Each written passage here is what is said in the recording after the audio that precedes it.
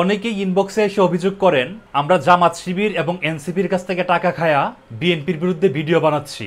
আজকে তাদের উদ্দেশ্যে হাতে নাতে পথে ঘাটে এনসিপির চাঁদাবাজি ধরিয়ে দিচ্ছি। জুলাই পদযাত্রার নামে হাসনাত আব্দুল্লাহ গ্রামের সহজ সরল মানুষের পকেট থেকে দেখে নেন কিভাবে টাকা হাতিয়ে নিচ্ছে। এখন আমার টাকার অভাব নাই, কত টাকা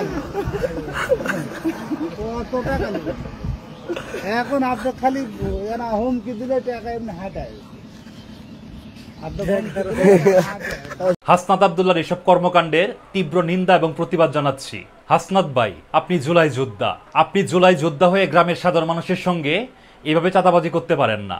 এনসিপি বলতেছে তারা দেশ থেকে দুর্নীতি এবং চাঁদাবাজি দূর করবে, এদিকে হাসনাত আব্দুল্লাহ প্রকাশ্যে দিন দুপুরে মানুষের পকেট কাটতেছে। হাসনাত আব্দুল্লাহর মতো চাঁদাবাজের জায়গা এই বাংলায় হবে না। তাকে এনসিপি থেকে পদত্যাগ করতে হবে, প্রকাশ্যে বিএনপির ভাইদের কাছে ক্ষমা চাইতে হবে।